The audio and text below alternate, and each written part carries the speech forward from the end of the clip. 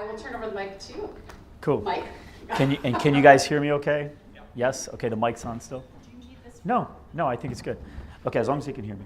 All right, so I do know a couple people have come up to me and said that they're going to have to leave early. So when you guys see that, here's the thing. We talked earlier in marketing about popularity. You guys remember that conversation? And so there's the example I was talking with Lance about at lunch. And I said the average person walking down the street wanting pizza, if they see one pizzeria and it looks like it's empty, and the pizzeria across the street looks like there's a line out the door, what do you think the average person would probably rather do? Cross the street and get in line for the better pizza. Popularity will get you to do things. So I'm setting expectations, which is great in sales. We're going to talk about that today. The expectations are that about 2 or 3 people are going to want to leave early. Now, what popularity tells us is that when you see that, you'll start to wonder, maybe this talk isn't valuable, and then you'll want to get up and start following. Don't buy that shit. They told me ahead of time, before they knew the content, they had to leave. Do I have everyone's agreement that they know that? Yes? Okay. But you guys can see how that would happen, right? So first thing we're going to talk about is just that, setting expectations in sales. I think expectations, not just in sales, but in relationship building with businesses, with personal, setting great expectations are the foundation of making good deals. And most deals go bad not because they were bad deals. They go bad because the expectations weren't set in the beginning.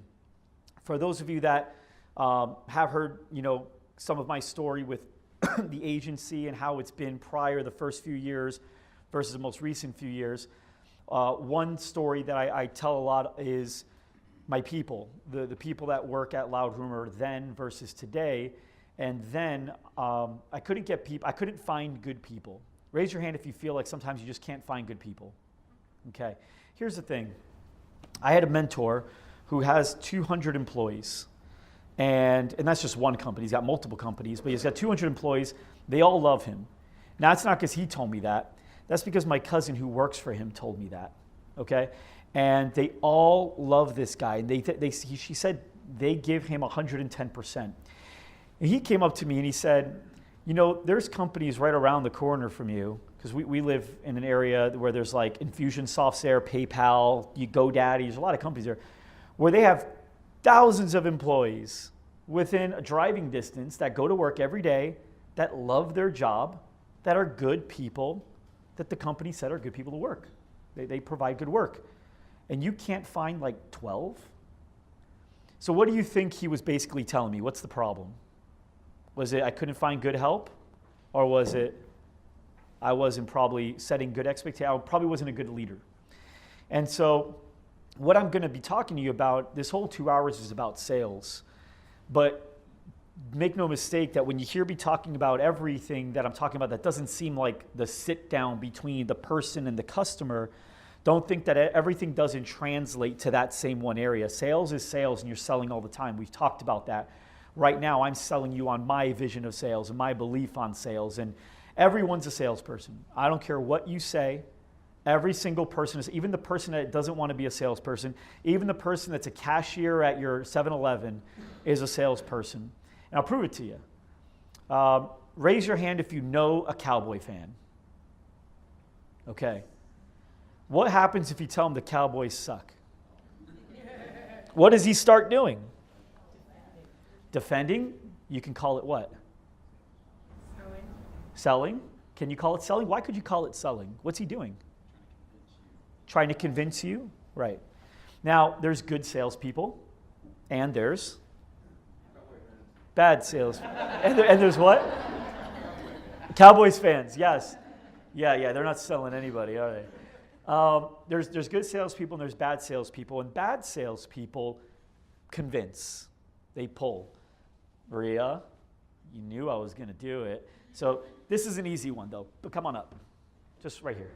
What? Do you want me to get up? Yeah, right here. So people are contrary by nature. And we're going to go through different examples. But let's just say stand steady. Mm-hmm. Okay? If I was to push you, what's your natural reaction? What do you want to do? If I were to push.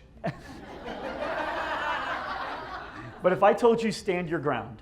Okay. Okay, if I push, what do you want to do? What's she doing? Pushing back. What if I pull? What is she doing? Pull back. Okay, that's all. Go ahead and sit down. Well, I'll bring you back though. You're not done. Round of applause for it. So, the push and pull, right? Now, if I pull, what's she doing? When somebody that is not an experienced salesperson, and let's take the average sports fan, when they're wanting to convince you, what are they really doing? No, they're the best, they're this, and they're selling you, they're pulling you, they're pulling you, they're pulling you, they're pulling you. And what are you naturally going to do? How many times have you ever seen a sports fan convince somebody in a conversation to switch to their team? Never happens, right? And that goes for a lot of things. Everyone's a salesperson. Tell a Breaking Bad fan that Breaking Bad's not the best show on TV. Go in and tell an Apple person that Apple's not the best phone. Go in and tell a Droid person that everyone should have an Apple phone. Tell Harley people that you shouldn't own a Harley, and tell a Nike person that Nike sucks. What are they going to start doing? Selling you. Everyone's a salesperson. Everyone sells all the time. And our kids do it. We are born to do it, right? What does your kid do when it's time to go to bed? Hey, Gianna, it's time to go to bed. What does she say? Why 5? What's her plan? Why not 10 or 15? What is she allotted 5 minutes for? You know, like that's such a random, but it's 5. 5 more minutes. She knows 5. Why won't she ask for 20? She won't get it. She knows that's harder. She starts with small bites. 5 minutes is up. What does she do now? She's upselling me. So kids are selling all the time, and we sell them back, right? Do we tell them to eat their vegetables? Just one bite. Just taste it. It's good. Remember, it's like the other thing that you liked. Remember the last time you said you didn't like this, and now you liked it? It's the same thing. Raise your hand. Are you guilty, parents? If you eat vegetables, you get big and strong. If you go to sleep early, you get big and strong. Raise your hand if you're guilty of that. We all know there's a lot more that has to be done for them to get big and strong. Not even a push-up? Like just eat your vegetables, that's it? We know there's more. But we are selling them. So we are all salesmen. So let's say it at once. Ready? 1, 2, 3. We are all salesmen or saleswomen, right? So now the goal is to learn how to not pull. Because when you pull, you're the salesperson that nobody wants to be. Even you. Nobody wants to be that person. You don't want to convince people that they should do something or they want to do something by telling them they should or giving all the reasons they could. Because people are contrary by nature. That's just the way it is. If I were to meet a personal trainer at a barbecue and I was to say, hey, what do you do for a living? I'm actually a personal trainer. Now, I can go 2 ways. I can say, A, wow, you're a personal trainer. That's pretty awesome. I heard you guys make like killer money. Don't you guys aren't you guys all ballers? What would he probably say? What would the average person probably say? Oh, it's not like that. I mean, there's definitely a tough industry. It's hard, especially now, you know, with this going on and gyms are doing this. They'll humble the situation, right? They'll be contrary. I'll go the other way. Personal trainer, man, do people even hire personal trainers now? Doesn't everybody go to like Orange Theory or like those little boutique studios? What do? No, actually I have regular clients for years and I get new clients probably every week. I get a couple new clients. Do you guys see that? People are, the sky's blue, no it's not, it's green. The sky's green, no it's not, it's blue. Do you see how people are contrary by nature? Yes? Okay. So now you know that. Use it. So how can you use contrary by nature? So what you do is you want to create boxes. I actually, one of my goals is to write a book called Creating Boxes because I literally run my life on boxes. And the boxes I create are boxes that somebody either wants to be in or does not want to be in, and I let them make the choice as to what they do. And the funny thing is, whatever box they choose, the only way to actually prove me that they are worthy of being in that box is if they behave like the person that would live in that box. So, Jill, come on up. I'm going to save you for something hard. Jill, round of applause for Jill. Okay. So if I'm having a conversation with Jill, I may want to tell her that all the things that I would want to say that make you want to join my gym, right? So I'd want to sell you on getting in shape. I'd want to sell you on how great having instructors and coaches and people like us are good for you in our programs. And I want you to know all these things, right? But every time I tell you about those things and how great they are, what am I doing? I'm pushing, right? What's important for me to do is start creating boxes and let Jill jump into the box that really is the same thing. And the only way for her to prove to me that she is really in that box is if she behaves the way a person in that box would behave. So the three things that people that stop people. Have you watched episode 34 of the GSD show? I believe so. I don't know. The one that's just me by myself? Yes. Okay, you've watched that one? Yeah. It's good. So this is going to be good for us. Should be easy. Yeah. Okay, good. So people think that there's really these reasons as to why people don't buy. In reality, there's these reasons as to why people don't buy. And it's the questions that go on in their head. You think they're paying attention. People are really good at looking like they're paying attention, right?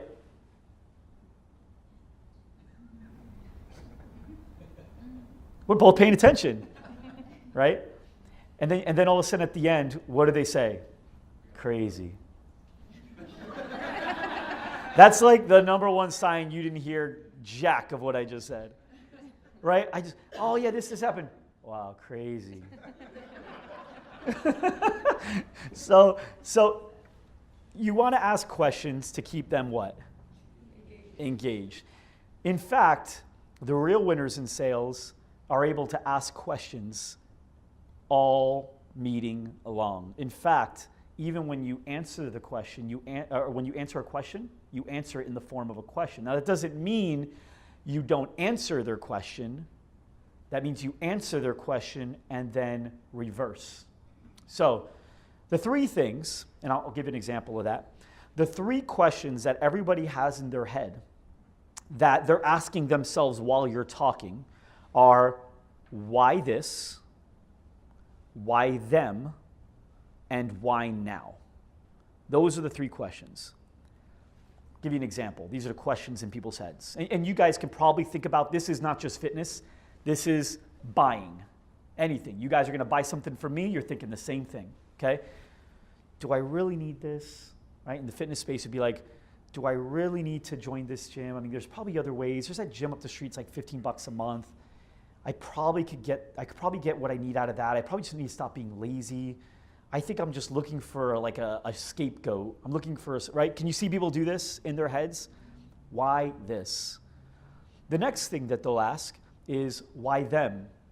Should I really hire this company though? I saw Orange Theory, looks like a really good company. I saw that, I heard Pilates is really good. Maybe I should talk to my friend. She's in really good shape. I should probably see what she does. Why them? You guys see that? Why them? The next one is, why now? Do I really need to do this right now? Am I jumping into it? Am I just being like compulsive right now? Should I wait maybe until my tax returns come in? Should I wait till summer when the kids are out of school? You guys see that happening? Why this? Why them? Why now? The problem is, two things usually happen in a bad sales presentation. One, they never ask those questions and you never address them. They're asking themselves those questions because they think they know the answer. The problem is they don't really know the answer because she's a really good salesperson too. Unfortunately, what she's selling is herself out of buying because she knows what this is. What is this? To her and me, what is this? What? Yeah, but what is this meeting? What's the objective of this meeting? She knows she is being pitched, right? We're not tricking her. It's not like, whoa, I'm in a sales pitch. I've got to get the hell out of here. I thought I was buying carpet. You know, like she knows what she's here for, and she knows what you're here for, and you know what she's here for, and you know what you're there for. We are both very open to that. So her walls are up. And when her walls are up, it's unfair. You're making it as a customer unfair for me to sell to you and unfair for you to buy something that you actually want as a solution to your problem because you're already treating this like a sales pitch as opposed to treating this like, is this what I need? Is this like the best solution for the problem that I have, right? And so when I'm talking to her, I already know as the salesperson that these are 3 questions that she's going to be asking herself throughout this pitch. She may ask me, which I hope she doesn't, because I need to get there first. If she asks me any of those 3 questions, I'm pretty much done, unless she's a really passive person, like a bulldozer into a sale, which I don't bulldoze people into sales. That's not the way I sell. I love being a salesperson. The reason I love being a salesperson is because when you're done buying, you walk home happy. And then 6 months later, you are happy that you joined and you want other people to do it too. That makes me feel happy being a salesperson. Would you guys enjoy sales if that's the way the relationships always went? Yes? Okay. So I got to get there first. Because if I can get there first, you're going to tell me the right answer. If I don't get there, you're going to tell yourself the wrong answer. The wrong answers were all the things that we were going through, right? Why this? Why that? Why this? Do I really need this? Blah, blah, blah. She knows she's not going to get the solution at a box gym. Otherwise, she'd be getting the solution at a box gym. Why them? She knows why us already. That's why she's in the chair. And why now? She knows why now. That's why she's here now. The problem is when she's wanting to sell herself out, she will start finding other things. So we're going through our presentation. I'm going to go through the average sit down. Now, with you guys in your franchise, you guys will sit down with people at times to sell them? Yes? Okay. So we sit down. The very first thing you have to do is set expectations. When you set expectations, it's very important because it allows them to stick around. Because what they'll also start doing is convincing themselves that maybe they shouldn't be here for the rest of the meeting, or maybe how do they get out of here, or something like that. So you have to confirm that they have the time to sit here for the remainder, however much time you expect it to be. Let's say it's a half hour, do that. So stand up, we're gonna sit down. Okay, ready? Hey Jill, how are you? Hi, I'm doing well, how are you? Good, thanks for coming in, have a seat. So I am very happy that you're here, but I wanna ask you first, because I know you're a busy person, you probably have 1,000 things going on. I set up this meeting thinking that we'd be able to chat for a little bit about you and what you're looking to get out of this. I figured like a half hour. Is that good for you? Do you have that? Yeah, sure. I can make that work. You can make it work? Mm-hmm. High five. Already we're good. Okay, so another thing too, obviously the goal is to find out how we can help you achieve your fitness goals, right? That's my goal. Is that your goal too? Yes. Okay, and in order to do that, I'm gonna be asking you a bunch of questions and we're gonna kind of like learn a little bit more about you. But have you ever been in the situation where like 5 minutes in, 10 minutes into like talking, you already know you don't want this thing, but now you feel like you have to sit there for the rest of the time? Yes. Can you do me a favor? Mm-hmm. If 10 minutes into this, you already know that, and this isn't for you, can you just tell me? If you feel awkward, just tap out or something, I'll get this. Is that cool? Okay. And same thing too, like I'm gonna learn more about your goals, and I know what we do. If I feel like what you're looking for just doesn't really match up, because it doesn't for a lot of people, can I tap out too? Sure. Can I let you know, and then this way we're cool? Yeah, that works. Okay, awesome. And so the questions I'm going to be asking are going to be pretty easy, but if any of them are tough, just let me know, and that's cool too. Good? Okay, see what I did so far? I set up the expectations, 3 of them. 1, we have time, 30 minutes. You are here for this time, we are together. 2, I'm going to be asking you questions, because people don't like to be interrogated, right? If you get asked 3, 4 questions in a row, you're like, dude, chill out, like this is a lot. But you can ask anything if you ask permission. And then the third thing is I've given you an out to say no. You have the okay to say no. You know that. And there's a chance that this may not work. We're open to that. You do these 3 things alone, the walls are already down. Now, as quickly as you possibly can, you get to those 3 things. Because you want her to sell you on the right reasons, which she will give you the right reasons as to why she needs to buy this today from you. And in turn, by not only selling you, she's also selling herself because she's saying it.